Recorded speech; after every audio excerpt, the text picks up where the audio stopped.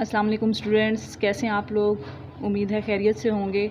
Students, पिछले lecture में हमने डिस्कस किया था first part of dimensional analysis कि हम लोग अगर किसी भी इक्वेशन की करेक्टनेस को चेक करना चाहते हैं या किसी भी फार्मूला को कि वो ठीक है या नहीं है और कैसे चेक करना चाहते हैं डायमेंशनल एनालिसिस के ज़रिए, तो उसमें हम क्या करते हैं, प्रिंसिपल ऑफ होमोजेनिटी अप्लाई करते हैं। प्रिंसिपल ऑफ होमोजेनिटी अप्लाई करने का क्या मतलब है कि हमने इक्वेशन की लेफ़्ट हैंड साइड और राइट हैंड साइड पे जो भी फिज़िकल क्वांटिटीज़ लिखी हुई हैं उनकी डायमेंशन फाइंड करके बताना होता है कि उनकी जो डायमेंशंस दोनों साइड्स पे क्या हैं, सेम हैं। अगर तो वो सेम आ जाती हैं इसका मतलब है वो फार्मूला ठीक है या वो इक्वेशन ठीक है, और अगर वो सेम नहीं आती तो इसका मतलब है वो इक्वेशन ठीक नहीं है।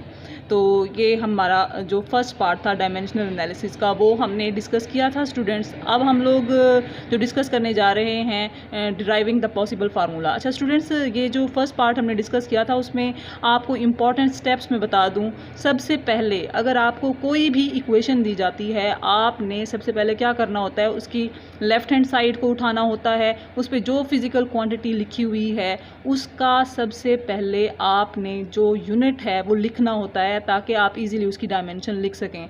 फॉर एग्जांपल आपको एक दिया जाता है formula F is equal to MA। तो students, F is equal to MA अगर फ़र्ज़ करें आपको दिया जाता है ये फार्मूला, तो इसमें पहले आपने लेफ़्ट हैंड साइड उठानी है। जो फर्स्ट पार्ट है ना प्रिंसिपल ऑफ होमोजेनिटी वाला, उसमें लेफ़्ट हैंड साइड उठानी है और उसमें F का जो आपके पास यूनिट है वो क्या है, न्यूटन।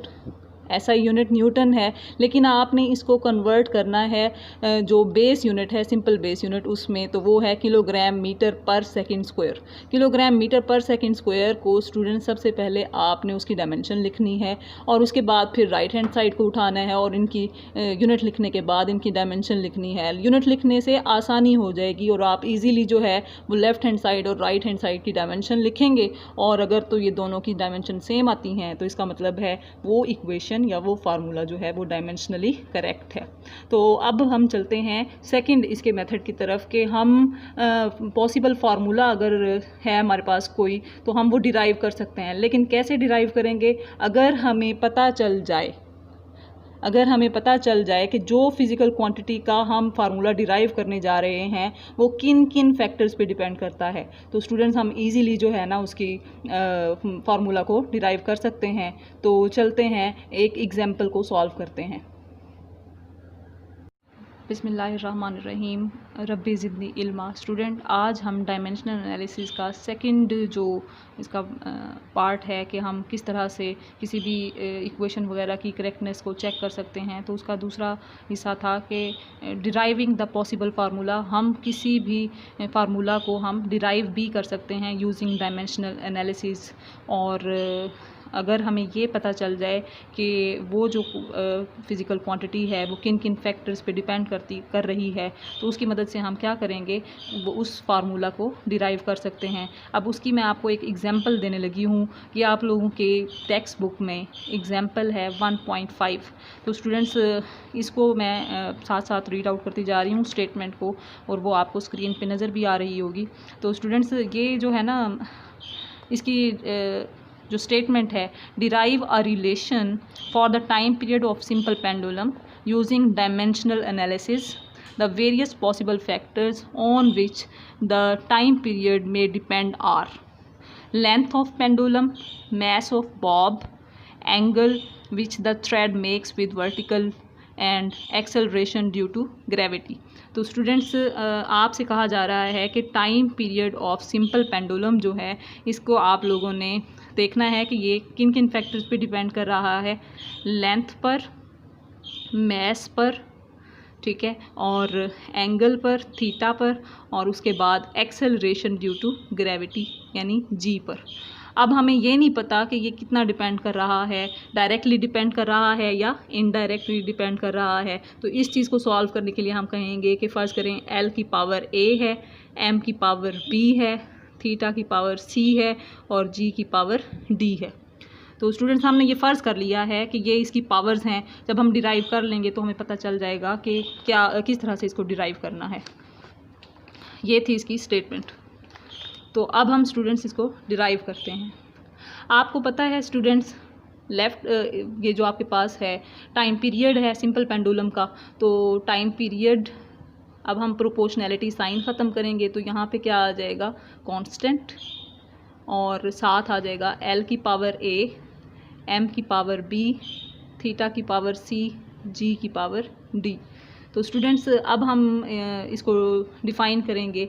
तो टाइम जो है इसकी डायमेंशन क्या होती है, कैपिटल टी।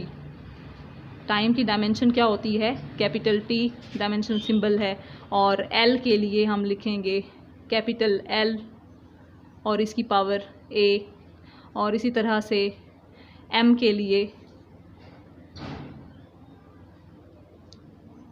कैपिटल एम और इसकी पावर बी।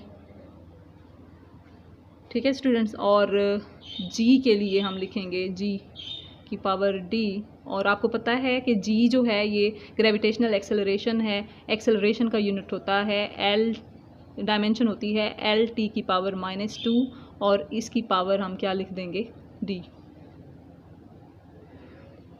ठीक है स्टूडेंट्स, ये हमारे पास डिफरेंट हम लोगों ने जो यहाँ पे फिज़िकल क्वांटिटीज़ इस फार्मूला में इन्वॉल्व हो रही हैं वो हमने उनकी डायमेंशंस बता दी हैं। अब यहाँ पे आ रहा है थीटा। थीटा जो है ये एक हमारे पास प्लेन एंगल है और इसका यूनिट होता है रेडियन, और मैंने आपको बताया था कि ये डायमेंशन लेस क्वांटिटीज़ हैं रेडियन और स्टीरेडियन, तो हम इनकी डायमेंशन लिखेंगे ही नहीं। तो स्टूडेंट्स अब हम आते हैं इसकी डेरिवेशन की तरफ। तो ये आपके पास आ जाएगा एल की पावर ए और एम की पावर बी, और जी के लिए आप लिखेंगे एल टी की पावर -2 और इसकी पावर डी। तो इसको हम लिखेंगे एल की पावर ए, एम की पावर बी, और यहाँ पे एल की पावर डी और टी की पावर -2d, और इसको कंबाइन कर लेंगे स्टूडेंट्स। ये हमने पावर खोल दी है, एल की पावर डी हो जाएगी और टी की पावर -2d हो जाएगी। अब एल ये भी है, एल है और ये भी स्टूडेंट एल है। जब बेसिस सेम होती हैं पावर्स ऐड हो जाती हैं, एल की पावर ए प्लस डी हो जाएगा, और इसी तरह से एम की पावर बी हो जाएगा और टी की पावर -2d हो जाएगा। और लेफ़्ट हैंड साइड पे तो है ही सिर्फ टाइम, तो आप इसको लिखेंगे टी की पावर 1।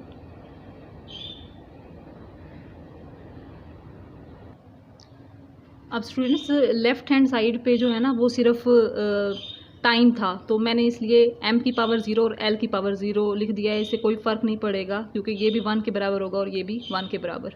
अच्छा, राइट हैंड साइड पे फिर से कांस्टेंट, और ये आ जाएगा आपके पास m की पावर b। यहाँ पे देखें बेसिस सेम है, पावर्स क्या हो जाएंगी, ऐड हो जाएंगी। ये आ जाएगा l की पावर a प्लस d और t की पावर -2d। अब स्टूडेंट्स हमने क्या करना है, लेफ़्ट हैंड साइड और राइट हैंड साइड पे जो मौजूद सिंबल्स हैं उनकी हमने पावर्स को कंपेयर कर लेना है। तो यहाँ पे आपके पास m की जो पावर है वो b है, और लेफ़्ट हैंड साइड पे m की पावर क्या है, 0। इसी तरह से यहाँ हमने लिखना है comparing powers on both sides. तो स्टूडेंट्स b = 0 आ जाएगा आपके पास, और a प्लस d ये भी आपके पास किसके बराबर आ जाएगा, 0, और -2d, t की पावर यहाँ पे कितनी है, -2d, और यहाँ पे कितनी है, 1। तो यहाँ से आपने फाइंड कर लेना है कि d आपके पास आ जाएगा -2d = 1। तो स्टूडेंट्स आपको पता है कि यहाँ पे मल्टीप्लाई हो रहा है 2, तो इधर आके क्या हो जाएगा, डिवाइड, तो d आपके पास आ जाएगा -1/2। और इस फार्मूला में अगर हम यूज़ करें तो a आपके पास है -d के बराबर, a प्लस d = 0। तो d को अगर आप राइट हैंड साइड पे ले आएँ तो a = -d हो जाएगा, which is equal to -d की वैल्यू है -½ तो इस तरह से स्टूडेंट्स हम देखेंगे कि a आपके पास आ जाएगा +½ के बराबर। ठीक है स्टूडेंट्स, तो अब हम लोग इन वैल्यूज़ को पुट करेंगे वापस इक्वेशन में जो हमने प्रीवियस पेज पे डिस्कस की थी। तो स्टूडेंट्स हमने ए और डी की वैल्यूज़ फाइंड कर ली हैं। ए की वैल्यू है 1/2 और डी की वैल्यू है -1/2 और बी हमारे पास 0 आया है। और आपको बताया था कि जो थीटा है वो डायमेंशनलेस क्वांटिटी है, तो इसकी डायमेंशन ही नहीं है। अब हम इसको लिखेंगे कांस्टेंट एल की पावर 1/2, एम की पावर 0 और जी की पावर -1/2। तो स्टूडेंट्स ये आ जाएगा कांस्टेंट एल की पावर 1/2 और डिवाइडेड बाय जी की पावर 1/2। ये मैंने डिवाइड क्यों किया, ये माइनस पावर है, ये डिवीजन में चली जाएगी। तो टाइम पीरियड का फार्मूला आपके पास आ जाएगा कांस्टेंट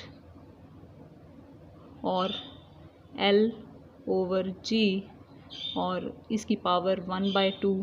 तो पावर में जब होता है 1/2 तो हम इसको स्क्वायर रूट में लिख सकते हैं। तो ये आ जाएगा कांस्टेंट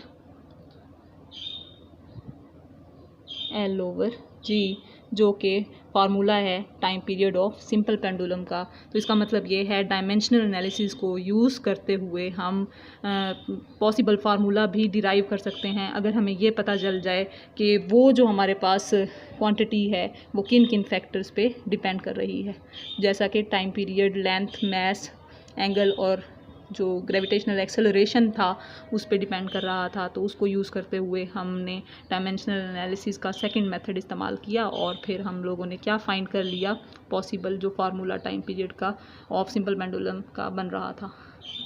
ये था आज का लेक्चर। इंशाल्लाह फिर मिलेंगे नेक्स्ट लेक्चर में, तब तक के लिए अल्लाह हाफिज़।